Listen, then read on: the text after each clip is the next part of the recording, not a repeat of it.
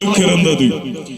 கடைசியாக கண்டுபிடிச்சாங்க, என்னுடைய ஹார்ட்ல தண்ணீர் கட்டப்பட்டு இருக்கிறது.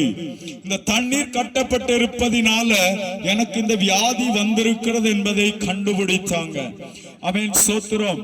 சகோதரா, எவ்வளவு பாடுகள், எவ்வளவு வேதனைகள் அமேன் சோத்திரம் அனுபவித்திருப்போம் என்பதை அறிந்து கொள்ள வேண்டும். இன்றைக்கு இந்த மதுபானம், இந்த போதைப் பொருட்களை அருந்தும் போது நன்றாயிருக்கிறது என்று அருந்துகிற நண்பனே, உனக்கு ஒரு வியாதி வந்தா, உனக்கு ஒரு வியாதியில நீ படுக்கையில கிடக்க ஆரம்பித்தால் உனக்கு ஊற்றி தந்த நண்பன் உன் கூட வரமாட்டான். உனக்காக சோத்திரம் இந்த பிராண்டியை வாங்கி கொண்டு வந்த நண்பன் உன் கூட வரமாட்டான். சோத்திரம். நீ படுக்கையில கிடக்கும் போது உனக்கு ஆறுதல் சொல்வதற்கு, உன்னை பராமரிப்பதற்கு உன்னுடைய குடும்பத்தார், உன்னுடைய தாய் தகப்பன், இல்ல உன்னுடைய மனைவி, இவங்க தான் கடந்து வரணும். எவ்வளவு வேதனைகள் அனுபவிக்க வேண்டும் என்பதை நீ உணர வேண்டும் நண்பனே.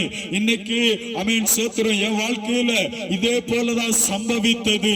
6 மாதம் மெடிக்கல் டெஸ்ட் ஹாஸ்பிட்டல்ல அட்மிட் ஆகி எவ்வளவு பைசா, எவ்வளவு பணங்கள் முடக்கி சோத்திரம் இருந்திருப்போம் என்பதை ஒரு கணம் சிந்திக்க வேண்டும்.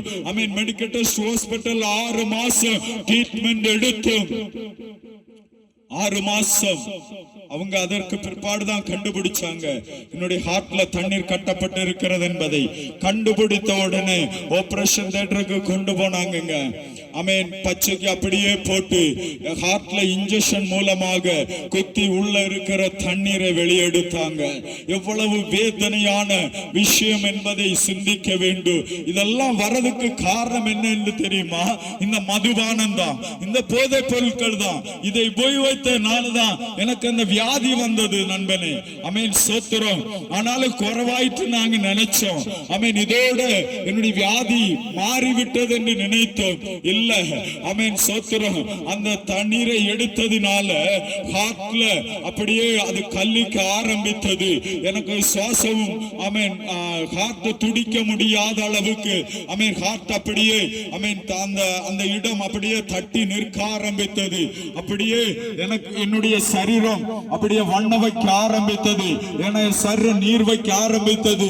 அப்படியே என்னுடைய சரீரம் வண்ண வைத்து 104 கிலோ என்கிற அளவுக்கு என்னுடைய சரீரம் வண்ண வைத்து காணப்பட்டது. சோத்திரம்.